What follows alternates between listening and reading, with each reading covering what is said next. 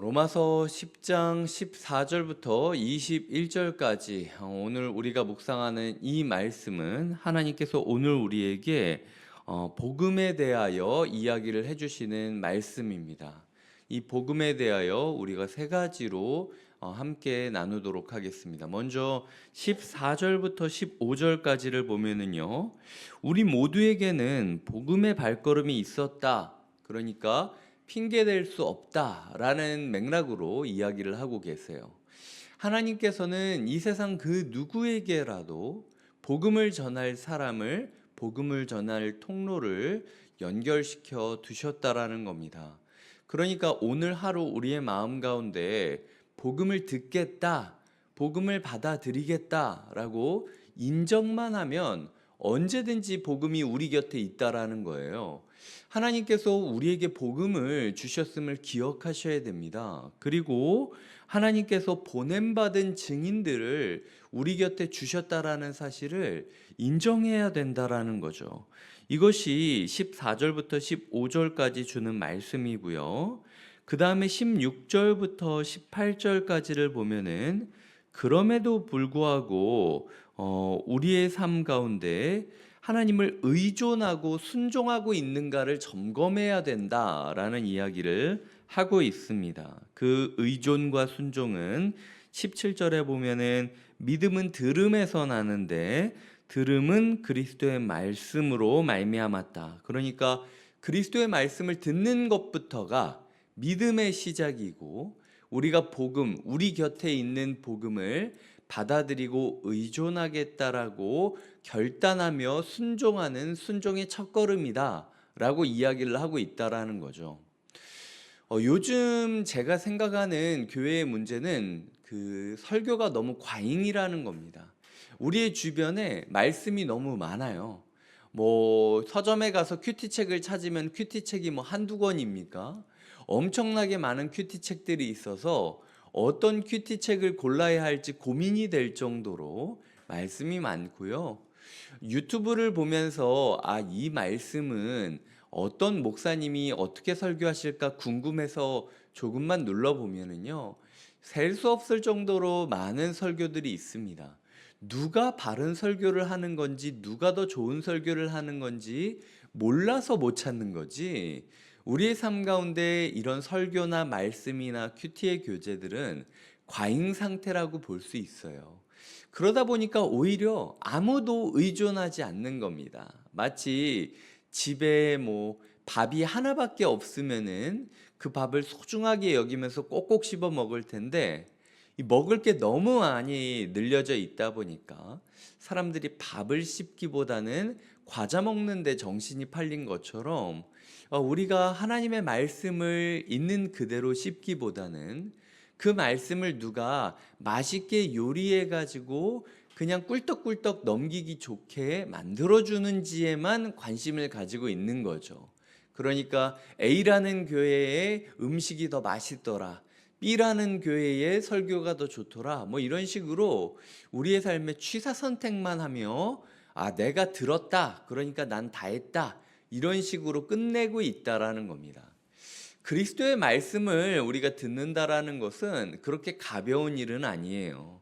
지금 바울이 그리스도의 말씀이 무엇인지, 복음이 무엇인지, 십자가와 부활로부터 전해지는 예수 그리스도를 통한 하나님의 이야기가 무엇인지를 로마서 1장부터 10장까지를 이야기를 하고 있을 정도입니다.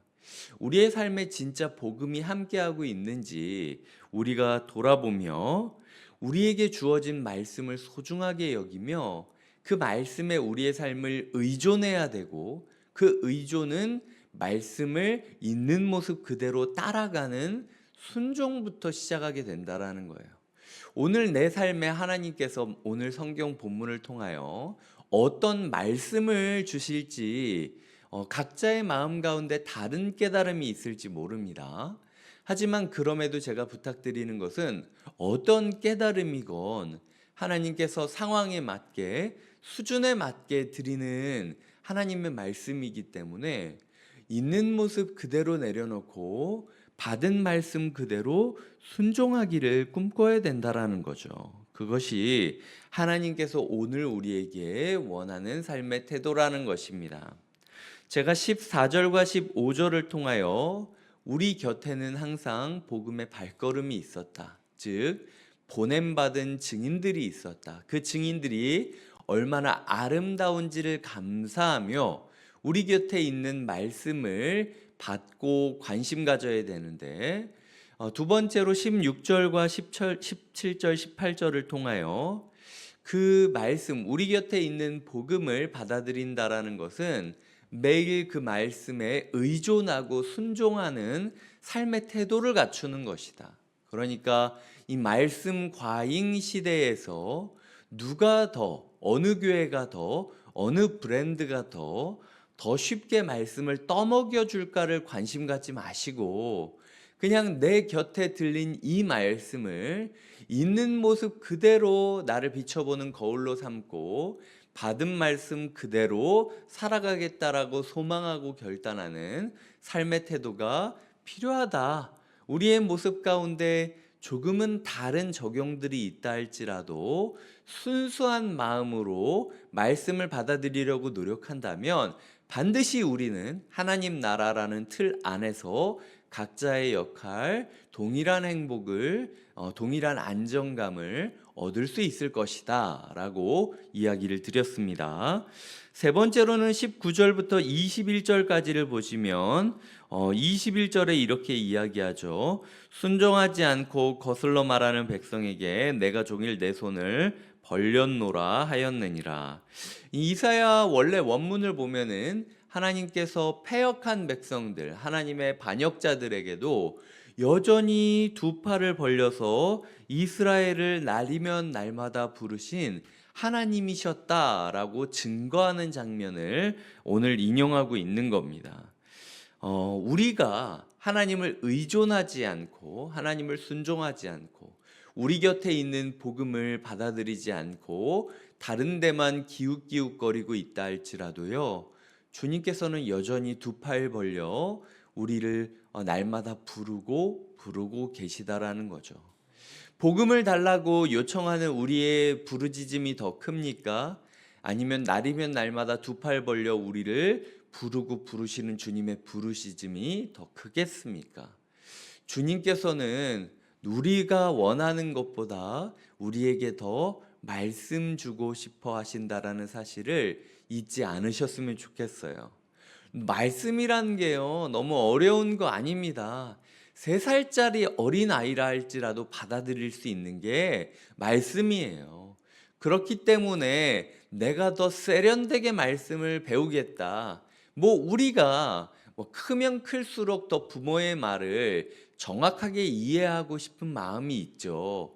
그거는 좋습니다. 하지만 그게 지나쳐서 꼭 이렇게 해야만 예수 그리스도의 말씀을 받아들일 수 있다 라는 식으로 우월감을 갖기 위하여 예수 그리스도의 말씀을 학술적으로 우리가 파고들거나 아니면 그냥 잣대를 들이밀 필요는 없다라는 거죠. 주님께서는 오늘 우리에게 말씀을 주고 싶어 하십니다. 그렇기 때문에 주님, 저한테 말씀하고 싶으시죠? 제 귀가 닫혀 있어서 너무 답답하시죠? 제 귀를 좀 열어주세요, 주님.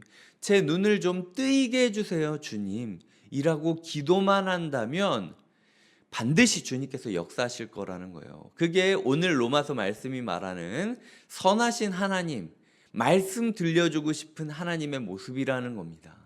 소위 말해서 진짜 하나님의 말씀을 듣고 싶다면 자던 사람도 하나님이 벌떡벌떡 일어나게 하시고 안 들리던 설교도 조금씩 들리게 하시고 하나님께서 길을 열어주신다라는 거예요. 그런데 우리가 유대인들이 그랬듯 항상 내가 다 알고 있다고 생각을 하면서 말씀을 안 들으려고 그랬기 때문에 이 사단이 일어나고 있다라는 거죠. 말씀에 대한 기대감을 포기하지 않으셨으면 좋겠습니다. 오늘 토요일이죠. 내일 주일 말씀이 전해집니다. 주일 말씀을 통하여 전해지는 하나님의 이야기에 기대감과 떨림과 설레임이 있으십니까? 하나님께서 오늘 우리에게 말씀하고 있으신 거죠. 나는 너에게 너무나도 내 이야기를 하고 싶은데 네가 듣고 싶다고 한마디만 해줬으면 좋겠다. 여전히 내가 두 팔 벌려 너에게 날마다 손을 뻗고 있지 않느냐? 하지만 너희는 순종하지 않고 거슬러 말한다. 뭐 이거를 유진 피터슨 목사님은 냉대와 차가운 시선이다라고 번역하기도 했습니다. 우리는 냉대하고 차가운 시선으로 하나님을 보며 순종하지 않고 거슬러 말하는 사람들로 살아가고 있다라는 거죠. 말씀을 받아들이는 우리의 태도가 끝까지 말씀을 전하시려는 하나님의 모습을 마주하며 기쁨과 설레임 가운데 살아갈 수 있게 해달라고 기도하는 것이 필요하다라는 거죠. 말씀을 맺겠습니다. 오늘도 이렇게 우리에게 하나님의 말씀이 전해졌습니다. 여전히 아름다운 발걸음들이 이 말씀을 노래하기 위하여 매일 성경이라는 큐티책을 만들게 되었고, 그 성경의 진도표를 통하여 제가 오늘 새벽에 말씀을 묵상하였고 다시 한번 이 말씀을 전달하고 있습니다. 이 자리에 앉아 계신 성도님들에게나 혹은 인터넷으로 이 영상을 마주하는 성도님들에게 주님께서는 또 다른 보냄받은 자의 발걸음을 통하여 말씀을 주고 있다라는 거죠. 하지만 그런 하나님의 열심과는 상관없이 우리가 이 말씀을 그저 그냥 멍하니 시간을 때우는 태도, 나는 이 말씀 들었으니 오늘 내 할 도리는 다 한 거야, 아니면은 이 말씀 이광희 목사보다 다른 사람이 더 설교 잘할 수 있지 않을까?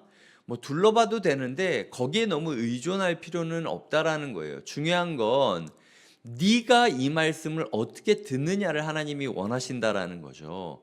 이 말씀을 그저 이광희 목사의 틀로만 이해하는 것이 아니라 나에게 주시는 하나님의 말씀으로 여기며 듣고 싶어하는 열망이 있어야 된다라는 거예요. 순종하고 싶은 욕망이 있어야 된다라는 겁니다. 그럴 때 우리는 알게 된다라는 거죠.